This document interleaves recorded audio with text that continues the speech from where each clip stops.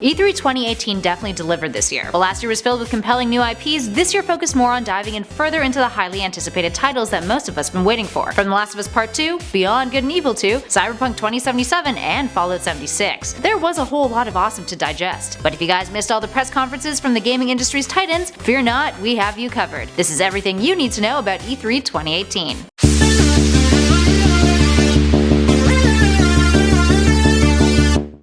Let's start off with Nintendo, the company who has been making major waves at the Electronic Entertainment Expo ever since its creation in 1995. Super Smash Bros. Ultimate was the main focus of their conference, and highlighted all the new improvements and advancements that the new title in the franchise will have. It was stated as being the biggest video game crossover in all of history, bringing back every single character that has ever appeared in a Smash Bros. Game, including the DLCs. Characters have undergone improvements that aren't just cosmetic, but also for their mechanics and fighting styles, with Nintendo focusing on how they can make each and every one of them better, and more intuitive to play. 8-player battles have also been brought back, and GameCube controllers will be supported thanks to popular demand. Pokemon got some great news too. We got more details on Let's Go Pikachu and Let's Go Eevee. Players will be able to transfer Pokemon into those games that they collect from Pokemon Go. You can now play co-op when catching and battling Pokemon, 2 players on one system. And you can also get your hands on a new Joy-Con called the Pokeball Plus, a real-life Pokeball that you can use when playing the game. It'll come with a Mew when you buy it. Other highlights include a new Super Mario Party game for the Switch, which really emphasized how 2 Switches are better than 1. It's really adaptable to playing with your pals wherever you go. It's set to be released on October 5th of this year. A new Xenoblade game was announced titled Xenoblade Chronicles 2, and a new Fire Emblem game was also previewed, set to be released spring of 2019. Also, there was no word of Metroid Prime at the Nintendo conference, despite it being one of the mysterious announcements the gaming giant made at their conference last year. Moving on to EA. While EA didn't blow us out of the water this year, they did showcase some pretty cool stuff. Kicking off E3, they brought us Battlefield 5, a trailer for the game which will have a Battle Royale mode. Also no loot boxes or purchasable power upgrades, and it'll come out October 19th,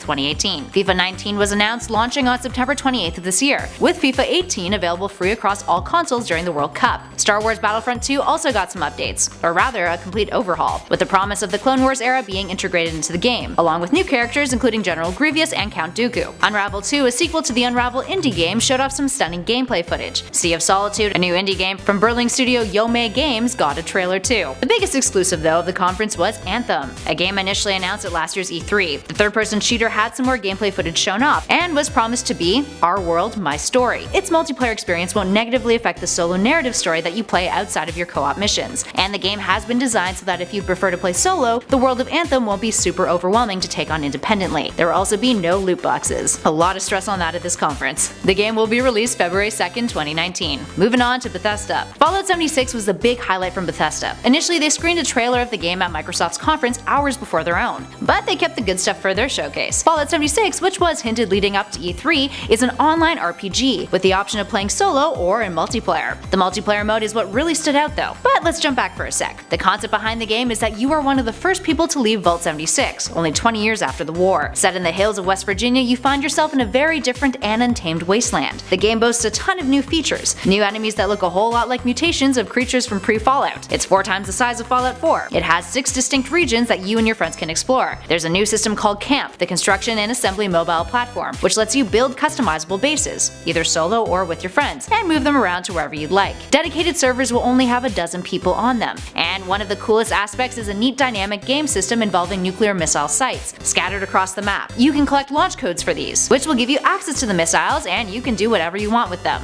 with the ability to drop them on wherever you'd like to on the map. Sequence activated.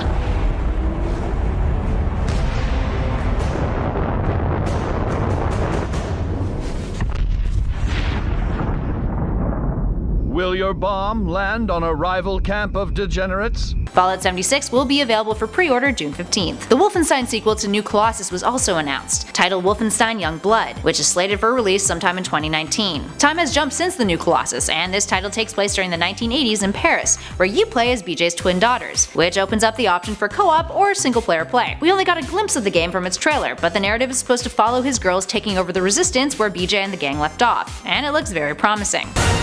It's do or die, sis. Just like Papa taught us.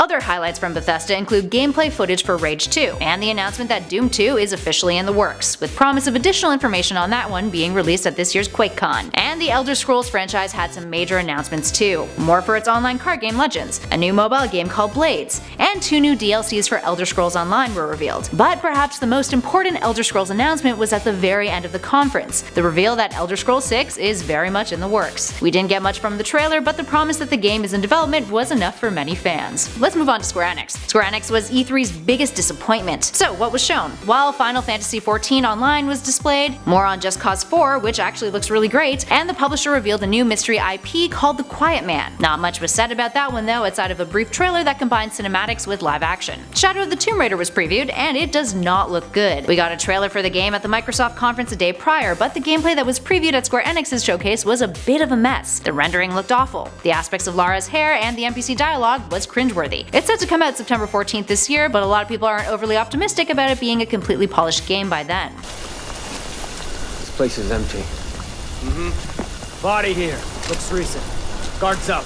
They can't be far. Gotta find out what's going on. Perhaps the most disappointing part of this conference though was what wasn't mentioned, both Final Fantasy VII and the Avengers project, the latter being a new game franchise based on Marvel's Cinematic Universe that Square Enix had promised it would be revealing more about in 2018, and thought for sure that something about these two titles would be highlighted. But we got nothing. Instead, only a Kingdom Hearts 3 trailer, the exact same trailer that was shown at Microsoft's conference earlier. The game did get another trailer reveal at the Sony press conference later on though, featuring the likes of more new characters from the Pirates of the Caribbean franchise. Moving on to Microsoft. Microsoft and Xbox really stepped up their game this year. They previewed 50 games, with 18 of those being exclusives and 15 world premieres. They also announced the acquisition of 5 new studios. But the biggest announcement was one that fans were expecting, the reveal of a new Halo game titled Halo Infinite. This one is said to feature way more Master Chief in the main campaign, and it has a new art style that draws significant inspiration from the most iconic and historic parts of Halo. Also, it doesn't have a release date yet. The trailer itself was brief but stunning nonetheless. Other highlights of the Microsoft conference was a tease of Fallout 76, some beautiful footage, and a demo of the open shared world of Forza Horizon 4, a trailer for Gears of War 5 along with 2 other additional Gears games, Gears Pop and Gears Tactics, gameplay footage from Tom Clancy's The Division 2, and 2 epic world premieres, Dying Light 2, which is said to be set in the Second Dark Ages where all choices you make have drastic consequences on the world, and the long-awaited Devil May Cry 5, which is said to be the best title of the series produced yet. That one's trailer also teased a little bit of Dante at its end, thankfully. Also worth noting, We Happy Few got a release date, August 10th, 2018, and Crackdown 3 got a new trailer, featuring lots of Terry Crews. Of all me. And then I roll out like a boss.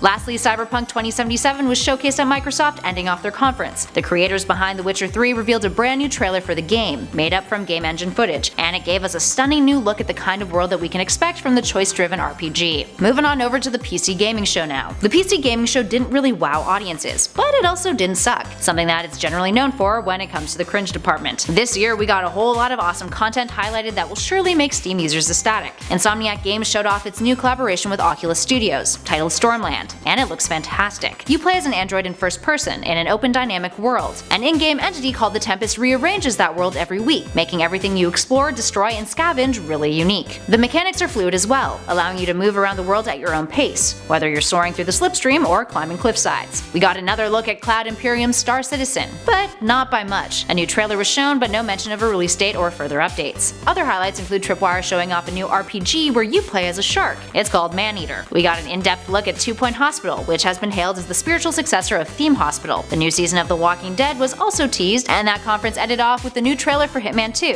which had previously been shown leading up to E3. Next up is Ubisoft. Ubisoft had the pleasure of following Bethesda, and while it didn't reveal anything nearly as earth-shattering as Elder Scrolls 6, it did have its fair share of awesome titles, and its fair share of microphone issues. I did not know they had changed your entrance, so my Changes apologies. every day, every second's a change.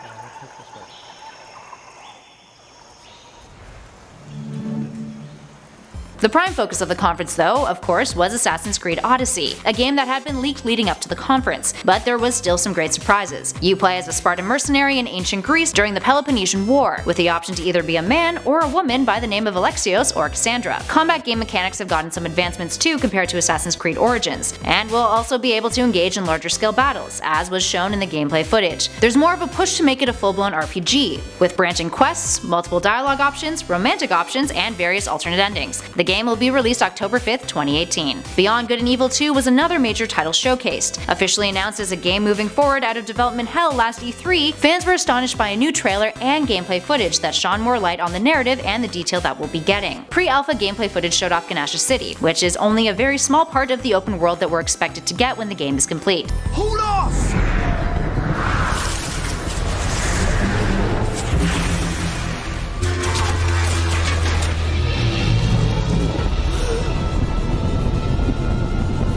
Lock down the bacon! Give me auxiliary engines! Deploy shields and bring on power! The dev team also announced a collaboration with Joseph Gordon-Levitt's Hit Record, a collaborative online community, and an open invitation to fans of Beyond Good and Evil, and artists, to contribute original artwork and ideas to the game's world through their Space Monkey program. Something that some fans thought was really cool while others scoffed at, considering its devs getting free work. Regardless of what side of that opinion you're on, Beyond Good and Evil 2 has been said to be absolutely massive, and the devs are inclined to have fans help share in the creation of that universe. No release date was announced. Next up we have Sony. Sony was arguably the biggest winner of E3 2018. PlayStation Expo didn't focus much on new IPs or upcoming games, but rather highlighted some of the titles that gamers have been waiting years to get their hands on, specifically The Last of Us Part 2. We not only got a new trailer, but a hefty amount of gameplay, and it looks like the game is just as brutal as the last. It focused heavily on a combination of stealth and melee combat, and revealed more about the narrative, including a new love interest for Ellie. Needless to say, it blew everyone away. Other major titles that were shown off included The Ghost of Tsushima, Death Stranding, Resident Evil 2, and Spider-Man. Hideo Kojima's Death Stranding is still just as big of a mystery as it was last E3, but the trailer and potential gameplay footage left everyone wanting more. The showcase on the Spider-Man game also highlighted more about what kind of gameplay we can expect, and left us with a bit of a cliffhanger. All in all, really good conference.